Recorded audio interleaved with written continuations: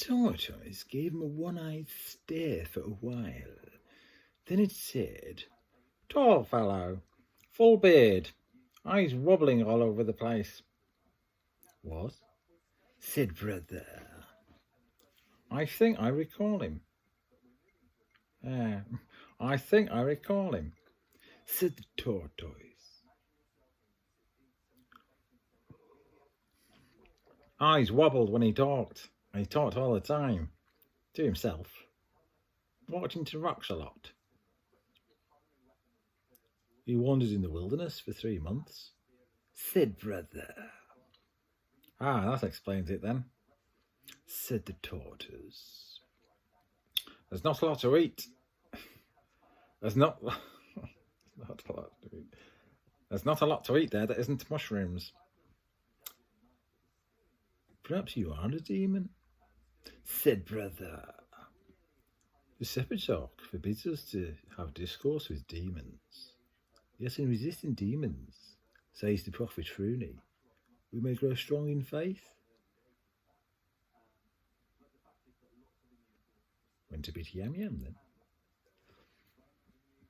"Your teeth were obsessed with red hot heat." Your teeth were obsessed.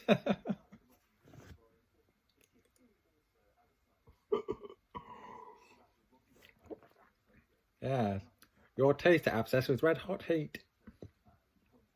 "Pardon?" "I swear to me that I am the great god greatest of gods." Brother tapped the tortoise on the shell. "Let me show you something, demon." He could feel his faith growing if he listened hard. This wasn't the greatest statue of Om, but it was the closest. It was down in the pit level reserved for prisoners and heretics, and it was made of iron plates riveted together. The pits were deserted, except there were a couple of novices pushing a rough cart in the distance. "It's a big bull," said the tortoise. "The very likeness of the great Golem in one of his worldly incarnations," said Brother proudly. "And you say you're him?" "I haven't been well lately," said the tortoise. Its scrawny neck stretched out further. "There's a door on its back." "Oh, no. There's a door on its back," it said. "Why is there a door on its back?"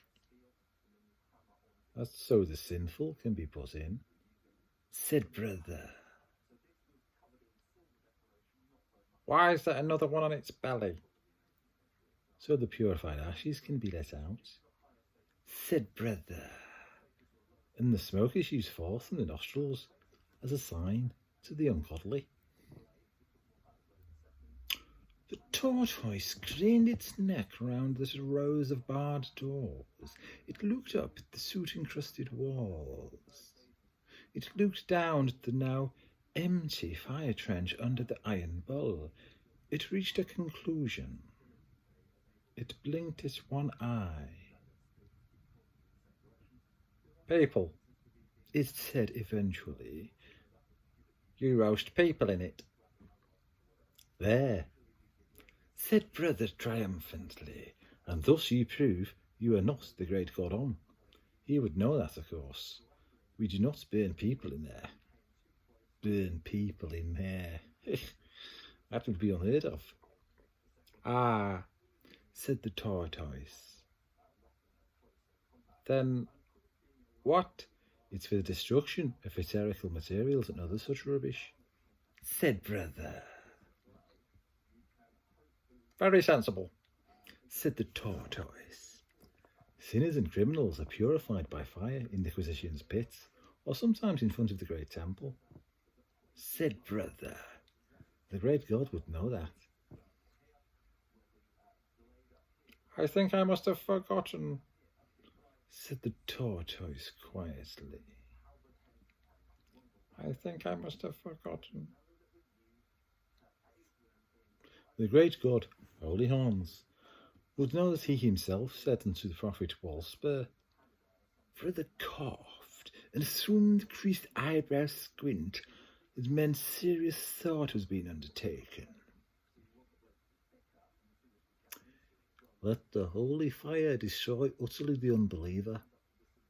That's verse 65. Did I say that? In the year of the lenient vegetable, the Bishop Creeperblaw converted a demon by the power of reason. The Bishop Creeperblaw converted a demon by the power of reason alone, said brother. He actually joined a church and became a subdeacon. Or so it is said. Are you stupid boy? Fighting, I don't mind, the tortoise began.